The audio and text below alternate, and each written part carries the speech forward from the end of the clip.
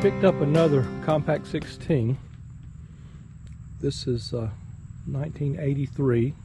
This boat been sitting in the edge of the woods in a like a field, I guess you'd say, up against the woods for 3 years, I think, when it was brought in there, and had just been sitting there since then. It's actually got good tires. It held good air pressure and don't really look that dry rotted. Registration is for 2020, so it hadn't, it was registered when it was parked. But the vines had grown over it, like literally grown across it, and the weeds and the tree saplings and stuff were growed around it 6 foot high.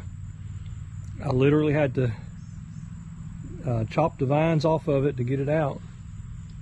But the boat, other than being dirty, is none the worse for wear on the outside. It did have a bit of rainwater in it, but it was not absolutely terrible. The bunks are not rotten. The tail end of the cushions were wet. I've got those out, laying out in the sun, hanging up, drying. It had the boat was cocked up at the trailer tongue, and so water had collected back here in the back, and it had just started getting up into the edges of the cushions. So not terrible. But I've got it airing out, like most of them, especially when they've been sitting with water in them. All of that interior paint liner is flaking off, so I'm going to have to do all that again.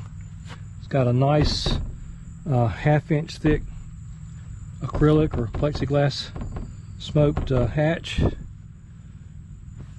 The sails are decent. The sails were stored indoors, so they're decent.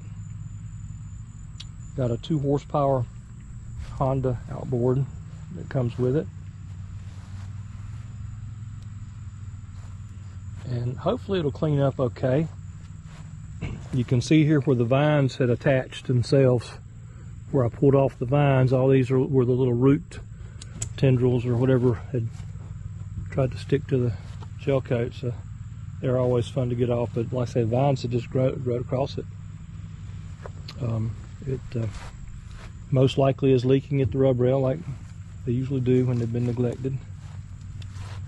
And it's dirty, but it's all here and it's all salvageable. Even the cushions will be salvageable, but I'm going to have to take the cushion covers off and run them through the wash machine a couple of times. And the foam inserts, I'll have to take those out and flush them out good in a tub of water, soapy water, and leave them out in the sun, let them dry out good, that kind of thing. But the tiller is no good. It's rotting and delaminating.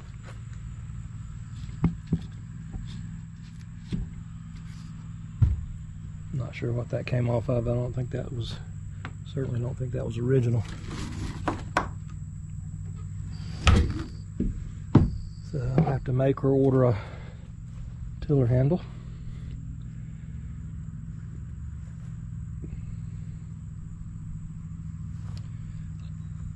Speakers been cut into this footwell, and that's just disaster waiting to happen there. I'm going to probably take those out and glass that over.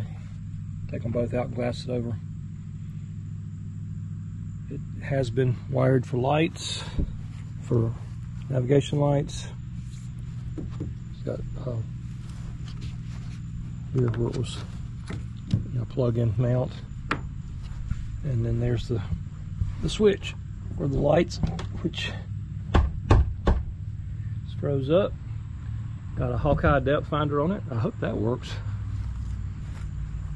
It's got the transducer down here.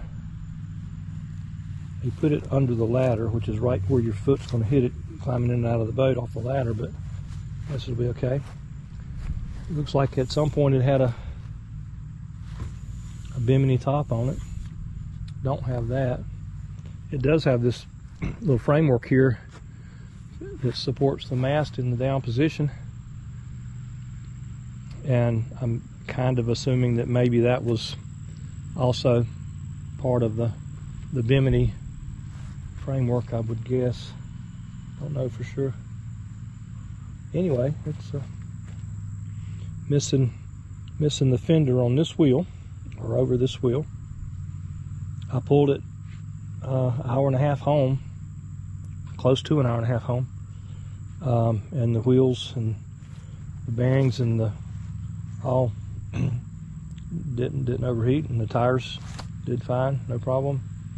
And it was 98 degrees yesterday when I pulled this thing home, so it was a hot day, and it did okay. It was very hot digging this thing out of the head-high weeds and vines.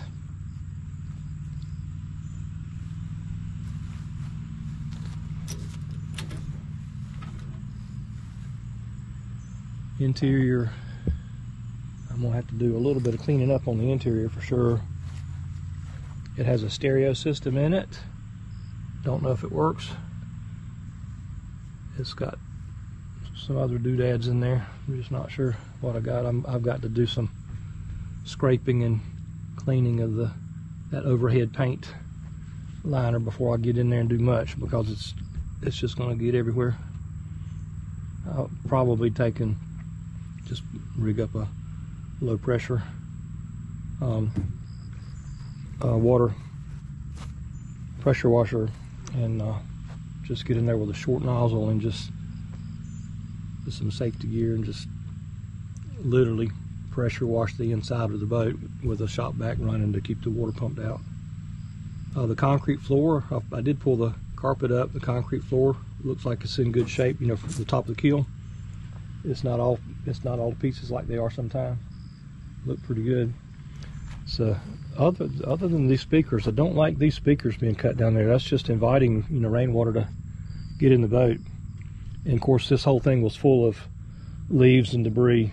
The seats and the footwell, everything was completely full, so the drains were stopped up, so, you know, water had gotten in.